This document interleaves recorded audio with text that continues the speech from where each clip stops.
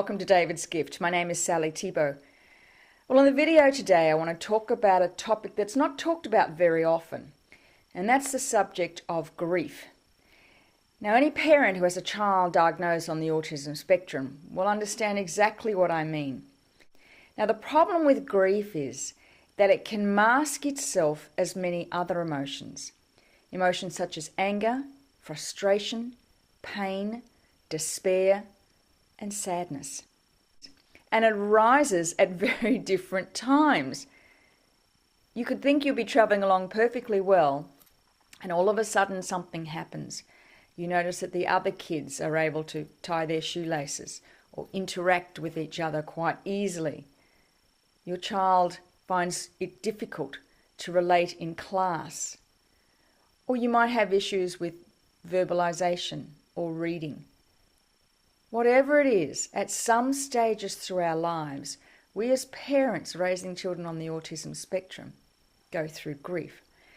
And as I travel now the country talking to both parents and educators, it is the one issue that I ask for educators to remember when you have a parent sitting across the desk from you and you're talking about strategies for their child, is to remember that sometimes their reaction is not what you hope it would be.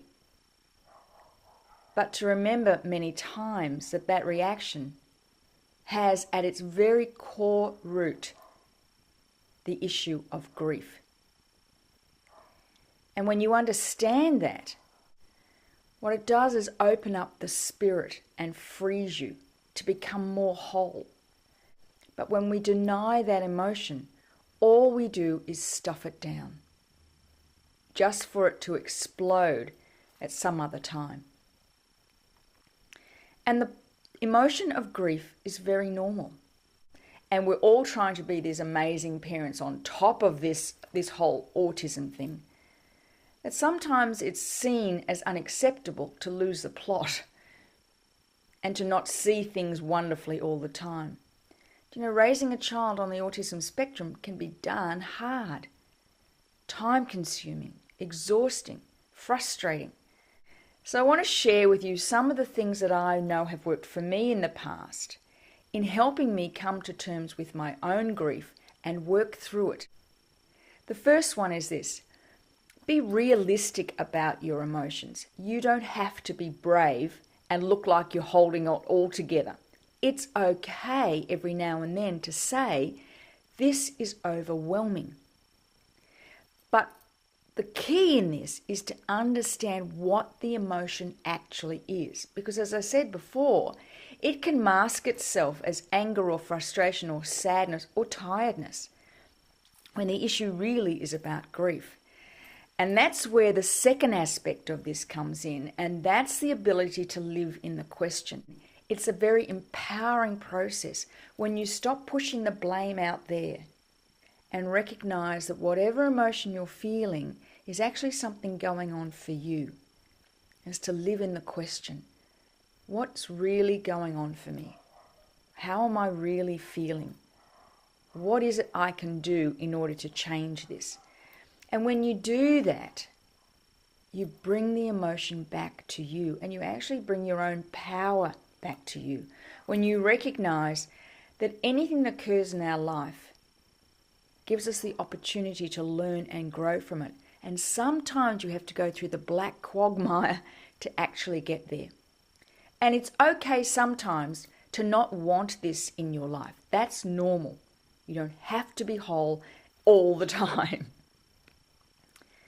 Number 3, you must be doing something for you that fills up your emotional energy banks. Now that could be lots of things. In my life, I found it was journaling and exercising and getting out and talking to people. I found I felt so much better after doing those 3 things. But for you, it could be something else. Could be meditating, could be craft, could be writing. You need to find that something that fills up your energy banks and makes your heart sing.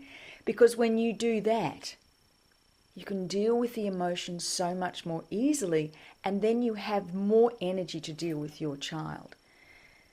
And number 4, the last. It's okay to ask for help if you need help. It's not a sign of weakness.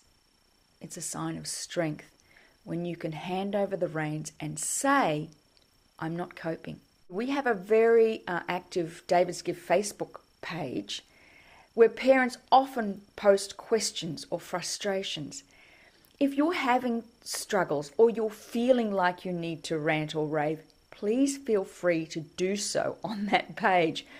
We're all parents too, and we feel your pain and understand your frustration. There's no judgment here at David's Gift at all, because we've all walked this path before. We all know the highs and lows, and we need to support each other.